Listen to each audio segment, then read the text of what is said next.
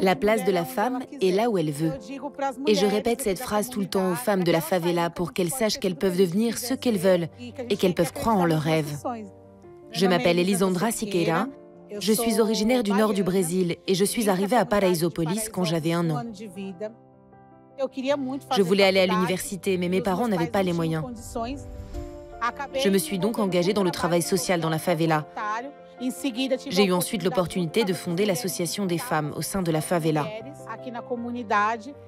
Les Mains de Marie est un des premiers projets de l'association pour former les femmes dans le domaine de la cuisine. En 2017, nous avons commencé un partenariat avec le réseau mondial Stop Hunger pour créer un potager communautaire. Dans la favela, les seuls espaces de disponibles sont les terrasses sur les toits. On a donc créé le potager ici. Et quand il a été construit, on a créé au même endroit le restaurant Les Mains de Marie.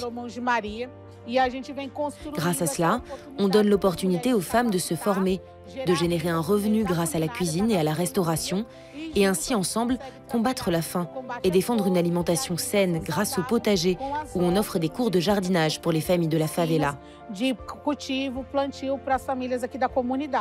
On fournit à chaque habitant qui suit le cours des boutures, de la terre et un pot pour qu'il puisse construire son propre potager sur son toit.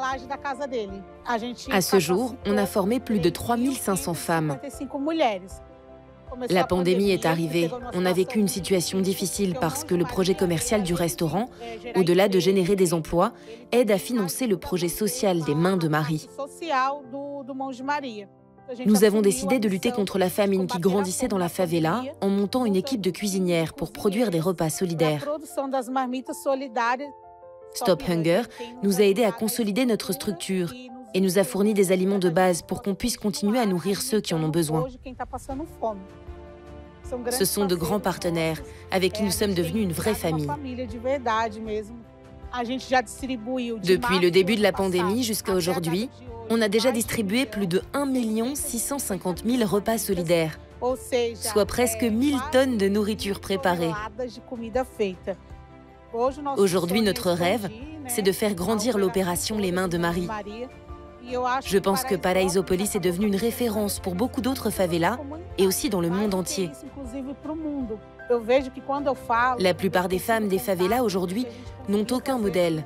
Quand je leur parle, quand je raconte mon histoire et ce que j'ai réussi à faire ici avec les femmes de Paraisópolis, je sens que je les inspire et que je leur donne confiance en elles pour qu'elles croient en leurs rêves.